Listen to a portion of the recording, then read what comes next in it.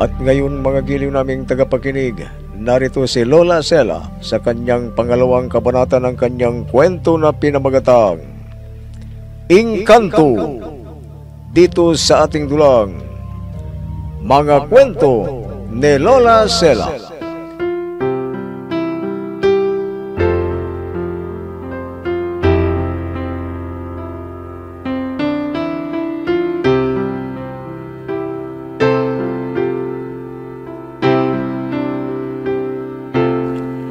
Si Ada ay isang napakagandang dalaga sa kanilang lugar.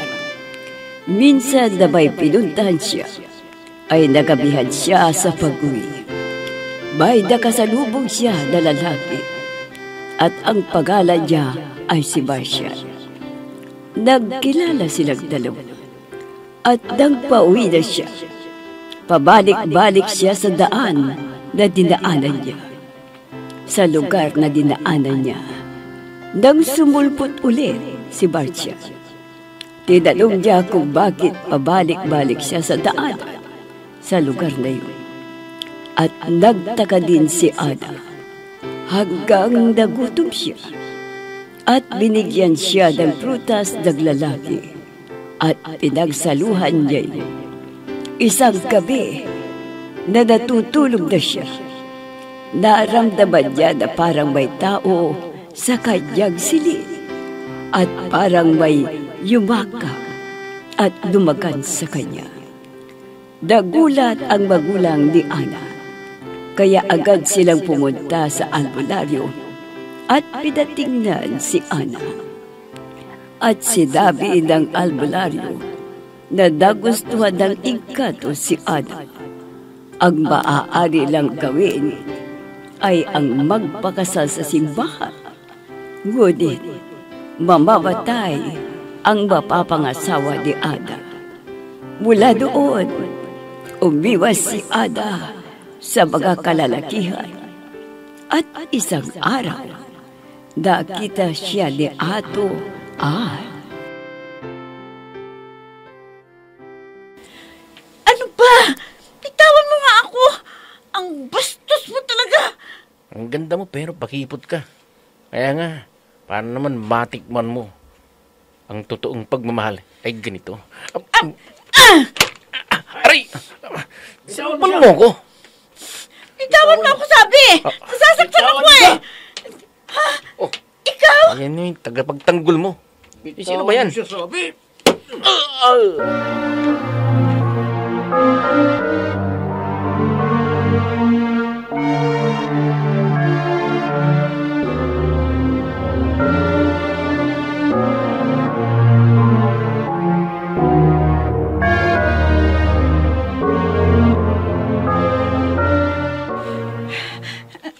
Kailangan na makalayo ako dito. Baka ano pang mangyari sa akin. Visit na Ato na yun. Ang bastos pala ng lalaki yun. Mabuti na lang dumating si Marcia. Kailangan makauwi na ako sa amin. Baka hinahanap na ako ni Inay at Itay. Bibilisan ko ang paglakad ko.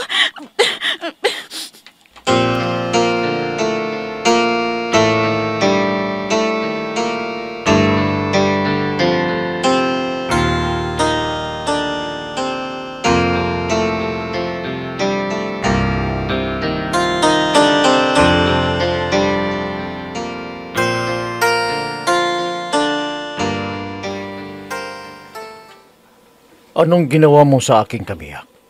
Pinastos mo siya. Ngayon, tignan mo ang aking ganti sa pagbabastos mo sa aking kabiyak. Ha? Huwag nasasaktan ako. Sino ka? Huwag mo akong sasakalin. Di ako kaya. Tulungan niyo ako. Walang sino man ang mga ahas nasaktan si Ana. Wala. Ako lang ang makakalaban ninyo. Ako.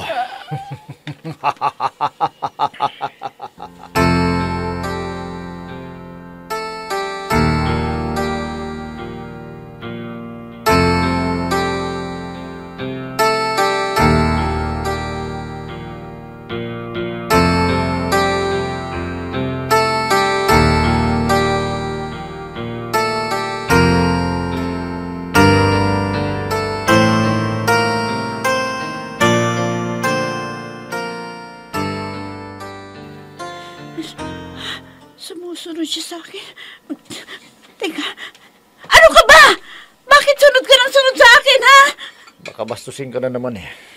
Walang magtatanggol sa'yo. Bakit nga? Wala kang magpapala sa akin. Anong pangarap mo sa buhay, ha? Maging anino ka? Hindi ka lang magpapasalamat sa akin? Hindi ka man lang ba natutuwa na may tagapagtanggol ka? Eh ano ngayon? May problema ka? Ako naman ang suplada mo naman. Hindi ka lang talaga nagpasalamat sa akin sa ginawa ko sa'yo. Buti nga nakita kita dun sa mga pambabastos sa'yo eh. Di ka lang pala magaling na sumunod sa babae. Ang galing mo ring magbilang. Alam mo, hindi naman ako humingi ng tulong sa'yo, hindi ba? Kaya pwede ba, ha? Nakikiusap ako sa'yo. Tantanan mo ako. Ana, Umalis ka na. hindi naman ganun ang ibig kong sabihin eh. Ano ba? Bitawan mo nga ang kamay ko. Ana, gusto lang kitang makausap. Ito nga eh. Nakikiusap ako sa'yo. Nag-uusap tayong dalawa, hindi ba? O, masaya ka na. Ha? Ano bang ginagawa natin? Di ba? Ana. Nag-usap na tayo? Gusto ko sana manligaw sa'yo eh. Nung una kasi na nakita kita, nagustuhan na kita. Alam mo na, pakiramdam ko, mahal kita. Mahal? Anong alam mo sa pagmamahal? Di ba? Bago ka lang dito? Dayo ka lang dito? At isa pa, ngayon lang kita nakausap at nakita. Oo, ngayon lang kita nakita pero hindi kita makalimutan, Ana. Ana. Ana, pagbigyan mo ako, naligawan ka. Hindi pwede. Kaya umalis ka na. Pero Ana, Umalis ka na. bigyan mo ako ng pagkakataon na kilalanin na totoo ang pagmamahal ko sa'yo. Di nga pwede. Kasi may asawa na ako. Kaya umalis ka na. Mapapahamak ka lang sa ginagawa mo. Umalis ka na.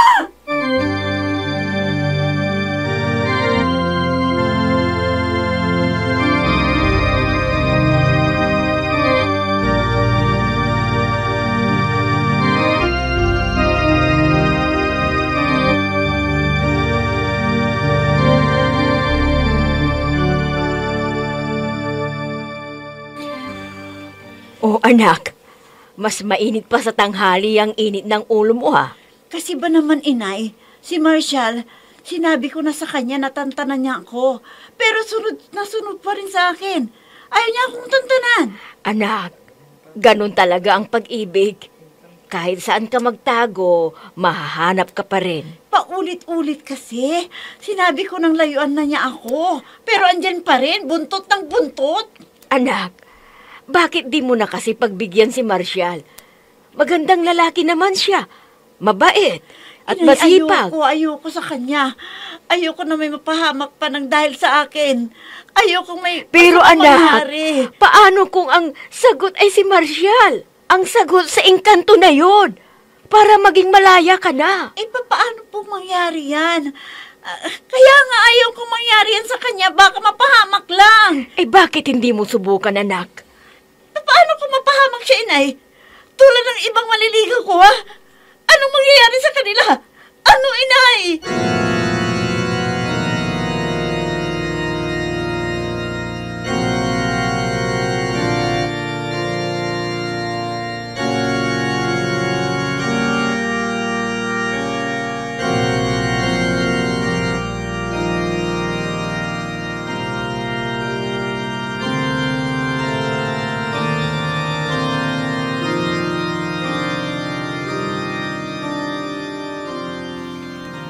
Sa aking pag-iisa, pangarap ka sa tuwina, lagi kang nasa isip sinta, maging sa pagtulog ko. Hindi pwedeng asawa ko na si Ana. Walang maaaring magkagusto sa kanya. Sa akin lang si Ana. Asawa ko na siya. Galit ako sa lalaking yan. Makikita ko na masaya si Ana sa kanya pagkasama niya. Gagawin ko ang lahat para mawala ang lalaking yan. Akin ka lang, Ana. Akin ka lang. Di ka pwedeng umibig sa iba. Hindi pwede. dahil sa akin ka lang.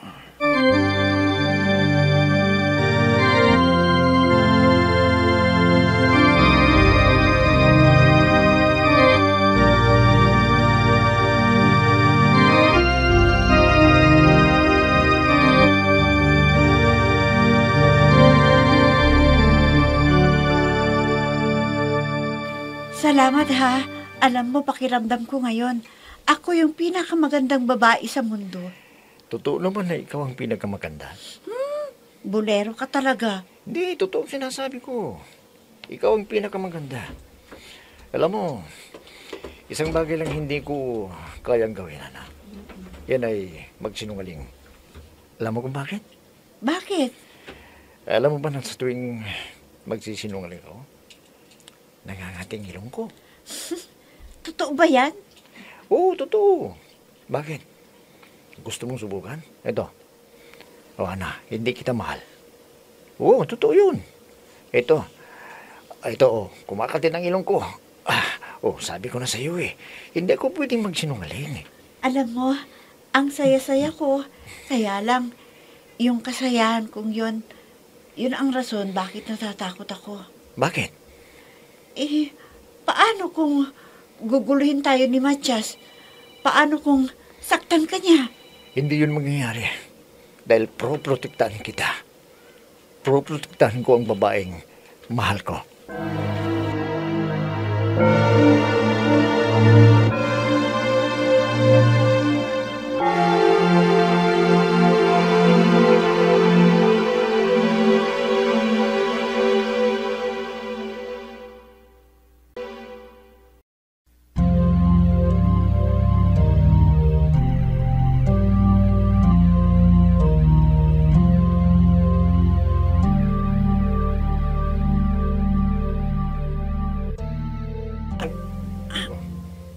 Ano ito?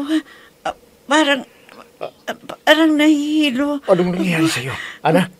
Bigla ako nahihilo. Ana! Ana, gumising ka! Ana! Gumising ka! Papatayin kita. Papatayin kita. Dahil akin lang si Ana. Ana! Asawa ko siya. Ako lang ang nagmamay-ari sa kanya. Kaya layuan mo siya. Layuan mo si Ana kung ayaw mong may mangyari sa'yo. Layuan mo siya. Ana! Ana!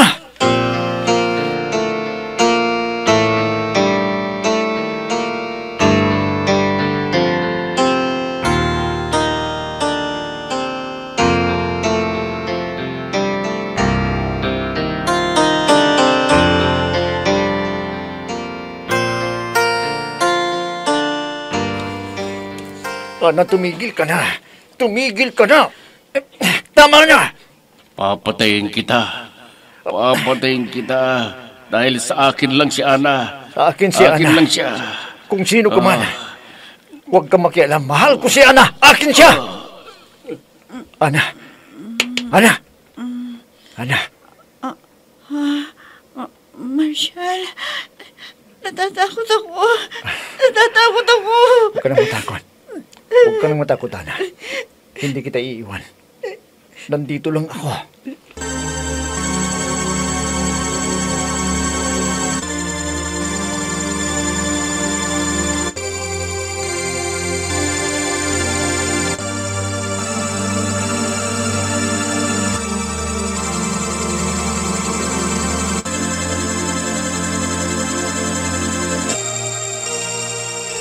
Marshall, ikaw na ang bahala kay Ana. Huwag ko kayong magalala.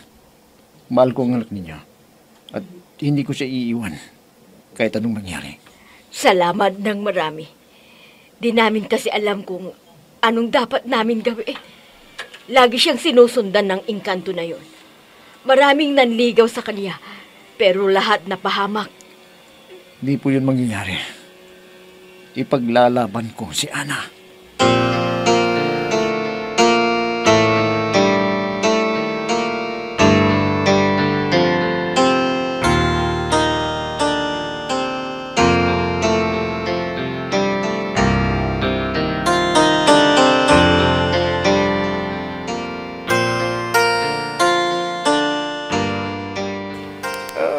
Nasabi na ba ang mga nangyayari kay Ana ngayon?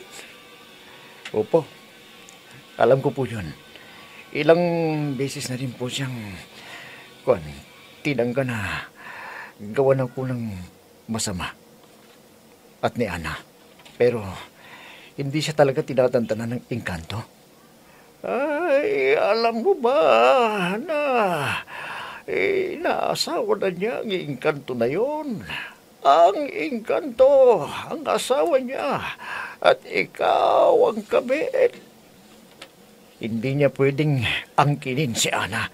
Hindi naman siya mahal ni Ana.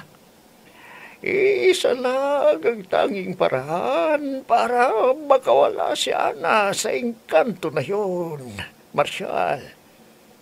Ano yun, Mama Isong? Pakasalan mo siya. Marshal, wag mong gawin yan. Ayoko may masamang mangyari sa'yo. Ayoko mapahamak ka.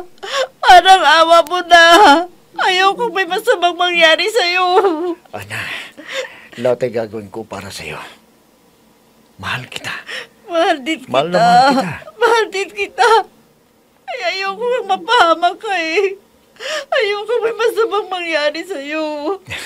Amang Isong, may iba pa bang paraan? Ana, mahal kita. Lahat gagawin ko para sa'yo. Para makalaya ka sa engkanto na yun. Kaya huwag kang matakot. Nandito lang ako sa tabi mo. Walang mangyayaring masama. Magiging okay din ang lahat. Maniwala ka.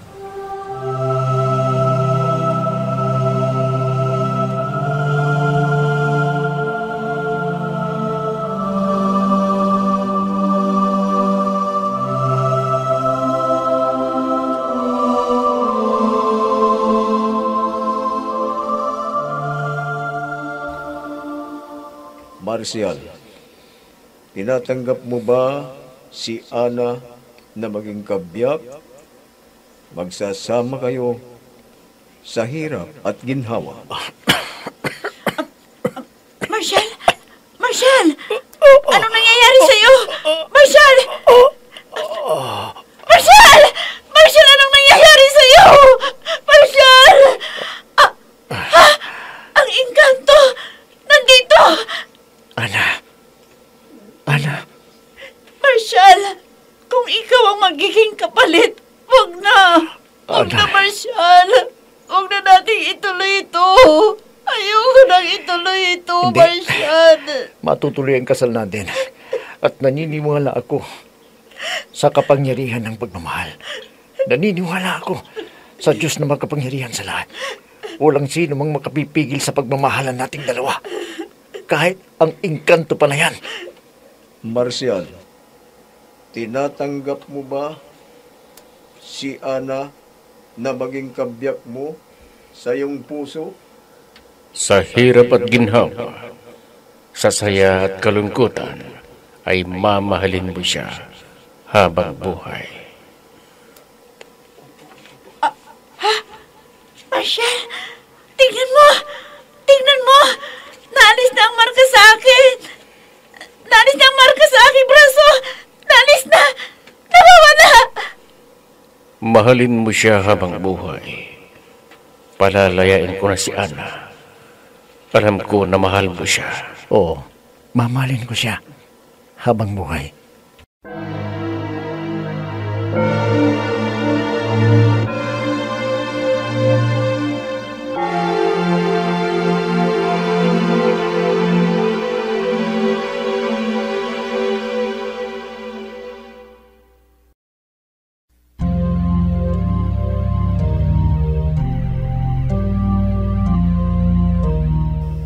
Matuloy kaya ang kasal nila Marcial at Ana? Magiling naming tagapakinig. Abangan ang susunod na kabanata ng ating kwento na pinamagatang Engkanto, dito sa ating dulang Mga Kwento ni Lola Sela. Mga nagbigay buhay sa ating dula: Myra Abrihal Narnula, Susan Malignem, Ami Diaz, Oscar Ora, Robert D. Guzman, Jun Cabato, Eva Alcoreza. Technical Supervision at Musika, Oscar Ora. Nilapatan ng tunog, Robert D. Guzman. Sa panulat at direksyon, Amos Iglesias. Mga kwento ni Lola Sela. Inihahandog ng IFRI Recording Studio para sa pambansang radyo ng Pilipinas, Bombo Radio, Philippines.